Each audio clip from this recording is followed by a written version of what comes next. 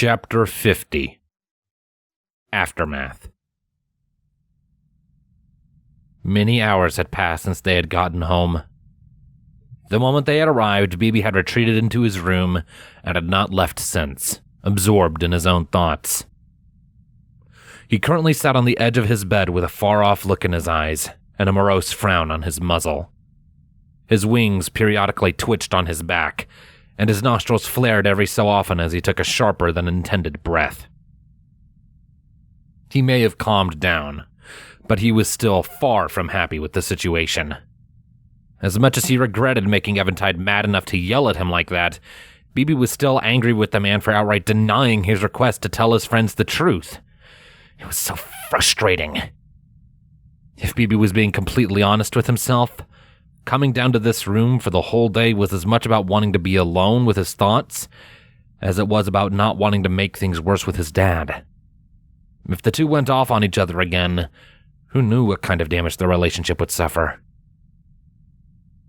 All Bibi knew is that he did not want to experience anything like what Eventide and his mother had gone through. Bibi's thoughts became distracted, and his ears twitched on his head when he heard the telltale thumping of Eventide's feet walking around upstairs. A quiet sigh fled his lips, reminded that his father was upstairs, no doubt feeling just as down as he was about this whole mess. Maybe I should go talk to him, Bibi whispered to himself, his first spoken words in hours. What would he say, though? What could he say? Bibi frowned and shook his head in mild frustration, struggling to think of how he could even begin to approach the subject. Would it be a good idea to apologize again? Should he try to more calmly explain his position to Eventide so they could maybe come to some kind of compromise?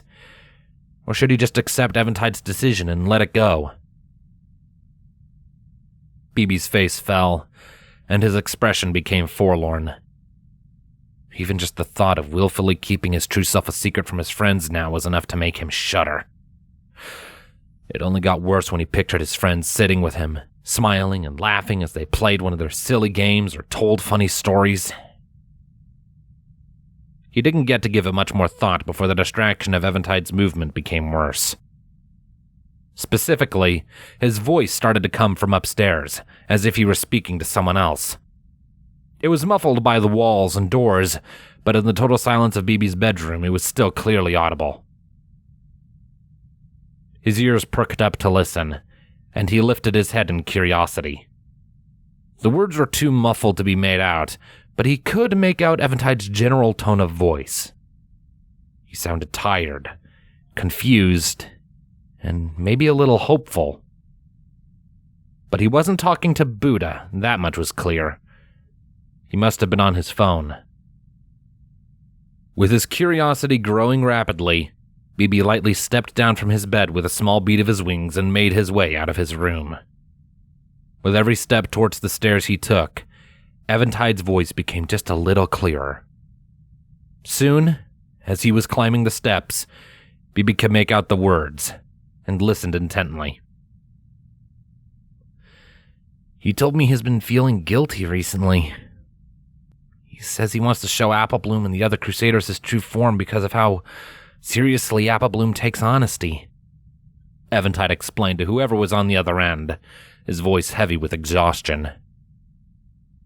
Bibi, muzzle scrunching up, pressed his ear up against the door to listen in to the conversation. Who was Eventide talking to? Since he was talking about Bibi's true form, he could only assume it was Aunt Fluttershy. What do you think? I told him no. It's too risky to let anyone see him, and Applebloom's still a teenager. Eventide went on, his voice increasing with volume and exasperation as he spoke. Bibi scowled at that, but quickly forced down any negativity caused by his father's statement. I know, still, all of that's calmed down lately, at least around the school. I just don't know if I can trust Applebloom or any of them to keep it a secret if someone starts getting nosy. There was a moment of silence as Fluttershy spoke back to him. Well, yeah, but Eventide fell utterly silent after that, and for a minute, Bibi thought that maybe they had hung up or something. But then the man started speaking again, his voice quieter and much more solemn than it had been before.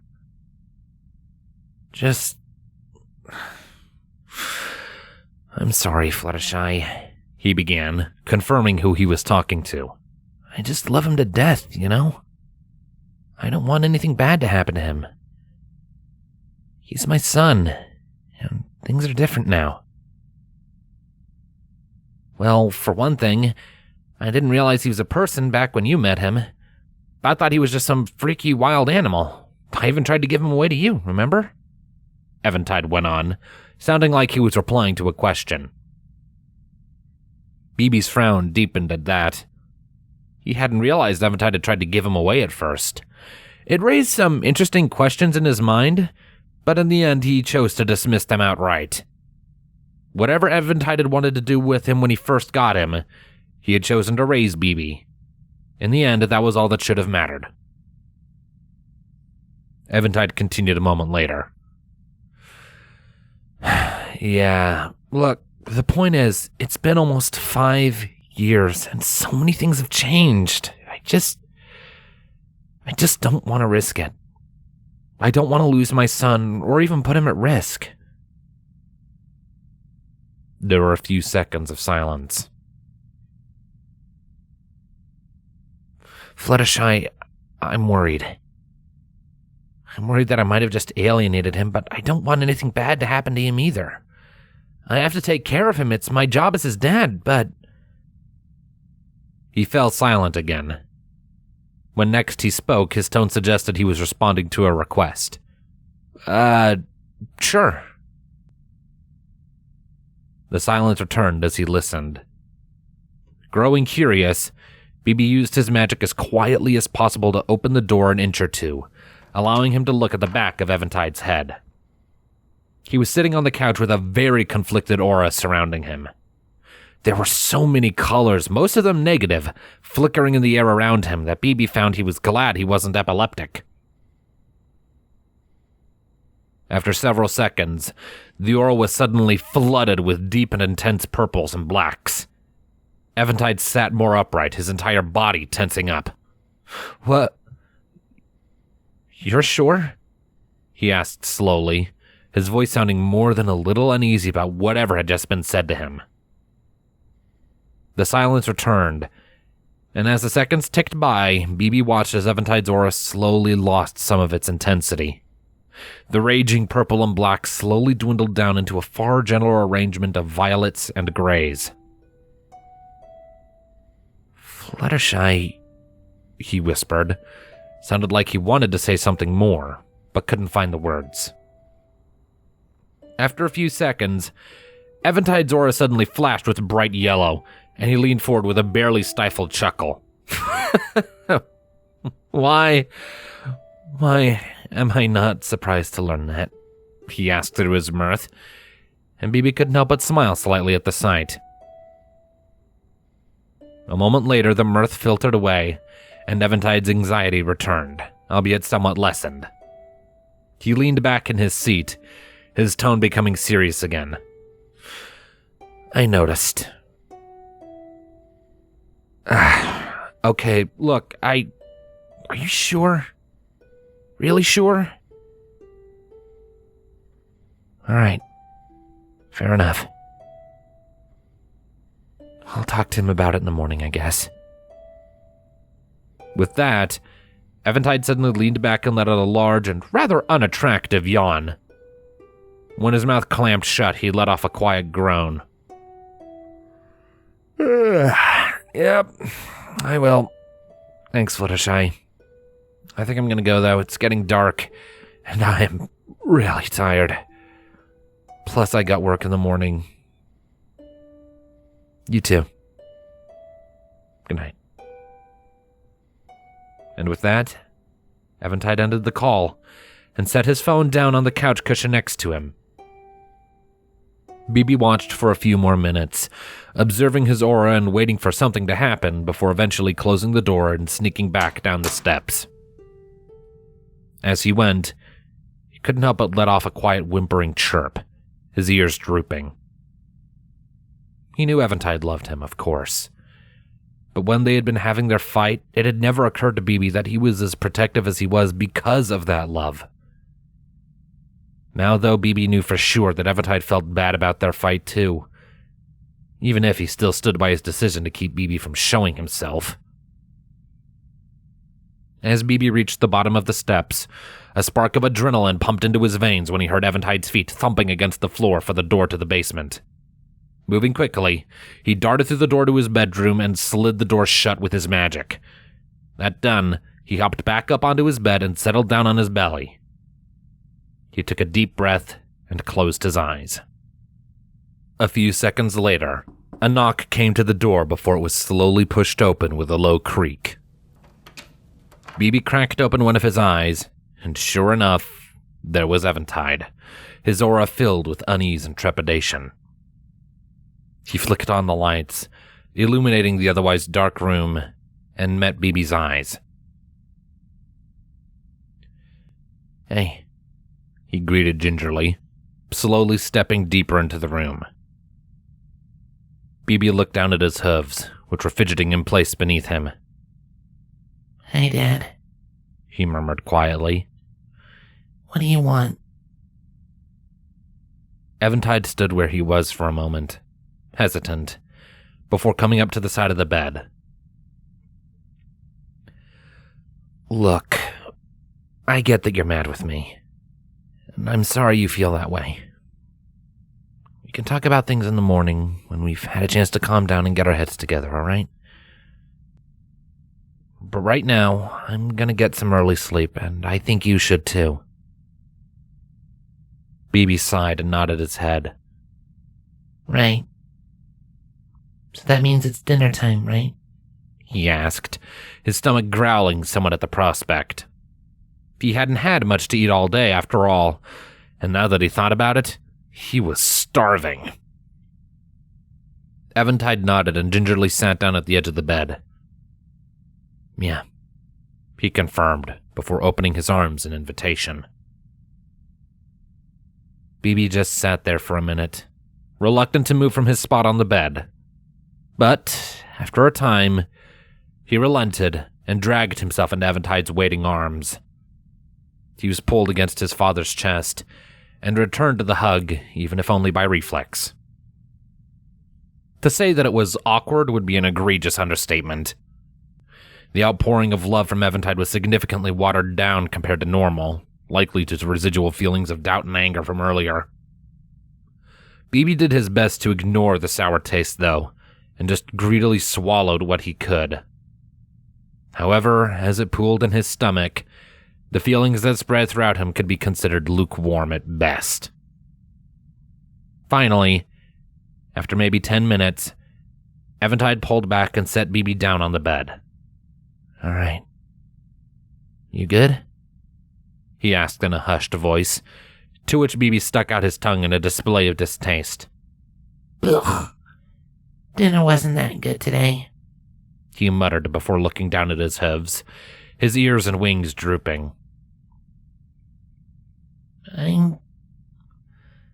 I'm sorry I made you mad earlier," he apologized, figuring he might as well, while he had the chance. There were a few seconds of quiet before he felt Eventide lean down and plant a very gentle kiss on top of his head. "So am I, Bee. We'll talk about it in the morning, okay? I promise." He whispered gently into Bibi's ear, giving him a few slow pets with his hand. The air became filled with a little more love, purer than before. Bibi was silent for several seconds, and then nodded his head in confirmation. "Okay." Eventide leaned back, his eyes scrutinizing Bibi for a second. "Okay. Sleep tight, kiddo." Bibi grunted and turned for his pillow, barely even casting his father a glance. He felt Eventide's eyes boring into him as he dragged himself over and slid beneath his blankets. Everything in that underground bedroom fell still for a minute after that, with Eventide continuing to sit there just to stare at Bibi. He occasionally opened his mouth as if to say something, and Bibi could see that he wanted to say something thanks to his aura. But in the end, he always elected to remain quiet. Soon, he rose to his feet and silently left the room. The lights were flicked off as Eventide made his exit, pulling the door shut behind him. With an almost deafening click, Bibi was plunged back into the darkness he had grown familiar with over the course of the long day. He lay there for a while, his eyes open as his mind wandered. Then, with a final heavy sigh, he closed his eyes and tried to get some sleep. But sleep did not come for him on that night. Instead, the darkness and the quiet dragged on and on and on, disrupted only by the occasional rustling of the blankets as Bibi tossed and turned. However, even that was lost amid the tumultuous storm of thoughts that flooded his mind. Seconds turned to minutes, and minutes turned to hours. All the while, Bibi threw himself around in his bed, grunting and groaning in frustration, completely unable to find any semblance of peace. His thoughts wandered aimlessly and chaotically from one topic to the next, dragging him wearily and helplessly along for the ride. He thought of his father, and how tense things had gotten between them since the previous morning. He thought of the Crusaders, his friends, and what he was supposed to do now that Eventide had forbidden him to reveal himself. He thought of Aunt Fluttershy, wondering what she had said to Eventide on the phone. He thought of all the time he had spent with them, the people he cared about so much, and the memories they had made together. Finally, he thought of the face of a young human boy with black hair with white highlights and piercing blue eyes. The face he had been wearing as a deception. His eyes opened, and were one to look carefully through the glow, they would see red veins appearing in those otherwise pristine blue orbs. He let out a long, loud growl of frustration and pushed himself up with his hooves. With a snarl, he drove his hoof into his pillow over and over again in a series of punches to vent his stress. Just fall asleep, dang it! He seethed at himself before ending his assault and flopping down face first into his pillow. Much to his swiftly mounting displeasure, he soon came to the realization that his efforts were in vain. He would not be getting any sleep tonight. Resigned and disgruntled, he cracked his eyes open and sat up in his bed, his blanket sliding uselessly off of him as he rose. He sat there for a good long time, trying to calm himself down and collect his thoughts. Among those thoughts, an idea emerged. One which made him stop in his tracks. All other notions were pushed to the side, leaving just him and this renegade idea. He considered it, and for a moment, he almost outright dismissed it from his conscience. But the longer he thought about it, the more enticing it became. The more he thought about it, the more he remembered. The last time he had defied Eventide was when he had gone out into the woods unsupervised. He had fallen and gotten himself hurt, yes, and things could have ended much worse than they had. But they didn't. He had met Applebloom, the girl who would then go on to become his first and very best friend. All of that happened because just once, he had decided to defy the will of his father. He had met his best friend, discovered he could turn into a human, and had begun the long and still in progress journey of conquering his weakness. So many good things happened because he had taken a risk and disobeyed. If that was the case, What would happen if he defied Eventide again? What if he showed his friends who he was with or without his father's approval? What if he started to do it right now? Slowly, ever so slowly, BB's eyes drifted over to the door to his room, while his mind drifted to his father's phone.